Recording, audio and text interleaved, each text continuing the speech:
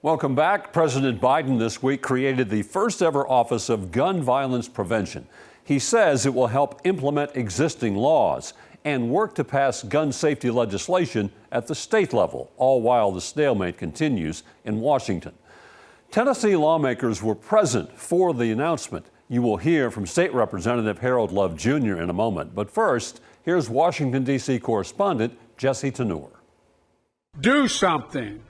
Do something. President Biden says that's the plea he hears after every mass shooting in the country. And Friday, the president says his administration is taking action. We're going to centralize, accelerate, and intensify our work to save more lives more quickly. The White House's first ever Office of Gun Violence Prevention will tackle the issue from the federal, state, and local levels, working on policy like an assault weapons ban, as well as community-based approaches like improving mental health resources. Vice President Harris will oversee the new office. On this issue, we do not have a moment to spare, nor a life to spare.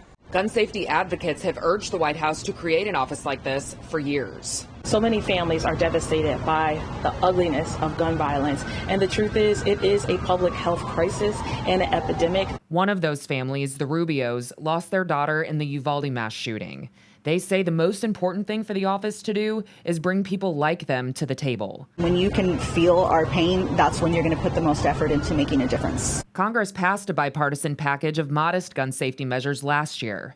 But Republicans, like Utah Congressman Burgess Owens, still largely oppose Democrats' proposals. They legislate away the common sense tools for Black Americans to protect themselves. In Washington, I'm Jesse Tenor. Welcome back to This Week. I'm pleased to be joined by Nashville Democratic State Representative Harold Love Jr. Nice to see you, sir. Good to see you as well. You had the honor to be in Washington, D.C. as President Biden announced the first ever Gun Violence Prevention Office. Yes. How important is, if not the office, the discussion of the issue, and how important will having a federal office looking into this pandemic really across this nation, how much will it help? So very important. When you think about the Office of Gun Violence Prevention, I would liken it to other offices in the federal government, like FEMA, who are designed to coordinate relief efforts when a disaster happens. So the Office of Gun Violence Prevention is designed to do just that. When you have, unfortunately, a mass shooting in a community, oftentimes the response locally is fast, but then getting coordinated efforts between local nonprofits and support groups and even state and federal officials is not actually coordinated that fast, and so this office will help do that. And when you talk about, again, gun violence and the effect it has on our communities, it's long-lasting because it's not just a moment in time when that loved one is killed, but it's long-lasting because they have those memories when those anniversaries come up, when those birthdays come up, and those tragedies certainly wreak havoc on our community.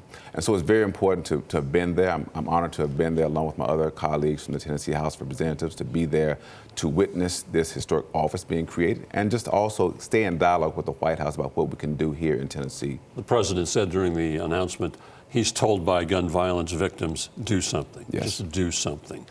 I know you've heard the same thing. We've had gun violence here, the Covenant shooting, the Waffle House shooting, do something. But when there is opposition, when you're in a red state where gun rights are sacrosanct, where we have gun manufacturers, what is that do something? How do we find common ground when it's so difficult? Right. Great question. I think one thing that we have to be aware of is the fact that Tennessee has 95 counties. And sometimes the laws that we pass in another county and try to spread it across the state is not applicable. You're talking about a major city like Nashville and a major city like Memphis and Knoxville and Chattanooga. The laws we pass dealing with permitless carry and the laws we pass with guns in parks certainly do detriment and harm in these larger cities.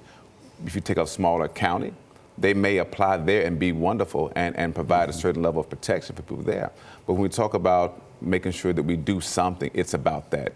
To look at legislation and look at ways that we can curb gun violence, curb access to weapons from persons who should not have them, and also find ways to get proper help for persons who are having issues with sometimes mental health challenges. What you're talking about is what has been, unfortunately, in your opinion, fought against by the Republican majority, local laws, local legislation where Nashville can do certain things that maybe Sevierville doesn't do. Correct. But right now, that's not happening. Right. When you talk about state preemption, it does not allow you as a smaller municipality or a larger city to then implement those things that can help you out. Again, if you think about all the challenges we face in our local communities, statewide applications sometimes is very dangerous and very difficult to manage. And that's one thing that this office, I hope, will help have conversations about, is how can we as state and local and federal officials come together to curb gun violence. Can this office help in local municipalities, say Nashville, for instance, where we're having an epidemic of guns stolen from cars, where youth violence with weapons is increasing? Can it address those situations? I think Chief John Drake is doing a heck of a job, but with the proliferation of weapons out there, it is not that difficult to find a weapon, and younger kids are committing crimes with weapons, stealing weapons, and arming themselves. So one of the objectives is the office is to expedite the Safer Communities Act that was passed after we had the bipartisan act. Yes, sir. And that will help local municipalities because it will emphasize the utilization of violence prevention dollars. These are dollars that are oftentimes used, and we have several organizations here in Nashville. I hosted a town hall last week at my church about looking at gun violence as a health epidemic.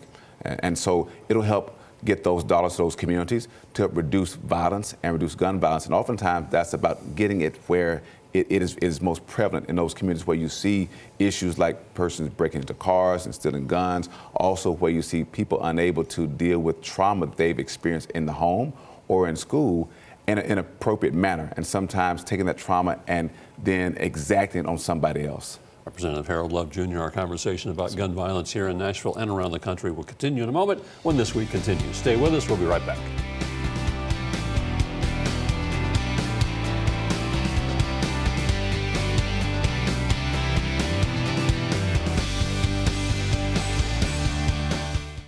Welcome back to This Week in my conversation with Nashville Democratic State Representative Harold Love Jr. We just concluded the special legislative session. Not a lot got accomplished. Right. What did get accomplished effectively was already on the books. Sure. It kind of knew what was going to happen. How do you get to a situation where both sides of this issue can have discussions where, as we were talking about, we can try to find some common ground? Going into the special session, you knew, they said, you're not going to do red flag laws, we're not going to do gun restrictions, we're not going to do an assault weapons ban. There wasn't much left. Sure. So it got frustration. It got frustration levels from the Covenant families, from the Democrats who couldn't even get their proposals heard, from the House Republicans because the Senate shut it all down. Yeah. So how do you make maybe the regular session achieve something so that these families that wanted something from Covenant, the people who want their children to be safe in schools can say they're working for me? It has to start now. And by that I mean there has to be a shift in the way that we talk to each other. That's one of the biggest problems we're having right now in the legislature. I have the experience of watching my father legislate when he was in the House of Representatives, and I watched how they may have had tough deliberations, but they respected each other. I think there's been a loss of respect in the chamber. I think that when you talk about the different communities that elect us, no one is talking about the fact that that diversity is important and it should be valued. And so we have to start now with having conversations about what it looks like come January to propose legislation. When we talk about gun violence reduction, we have to have the courage to do something, right? We can't just have conversations, but conversations have to start. Then we have to have the courage to say, what shall we do to make our schools safer? What shall we do to make our communities safer? What shall we do to make our places of worship safer? It doesn't make any sense that we have children afraid to go to school, teachers afraid to go in the classroom, that we have instances like in Florida where we have people who are afraid to shop. And we have to talk about the proliferation of guns and the accessibility that has to be reduced from the perspective of those who should not have those weapons in their hands. As this legislative session approaches in January, are you hopeful that something can be achieved? I think anything can be done if we have the courage to do it. I'm remembering many of the bills that we talked about in my 11 years that we thought maybe wouldn't get passed, and we had to push past our fears and have hope and courage to get them done. And so I would encourage my colleagues, right, to approach this session with getting something done. I would encourage the community to please keep showing up in those committee meetings. Encourage all of our survivors to continue to tell their stories about how gun violence affected their life, and yet they've had to overcome those issues, because we have to put a face to this and let folks realize it's not just a political message we're trying to send. We're trying to send an actual message about the future of our community. Representative Harold Love Jr. from Nashville, appreciate very much your time and your insight. Thank Stay you. with us. This Week continues in a moment.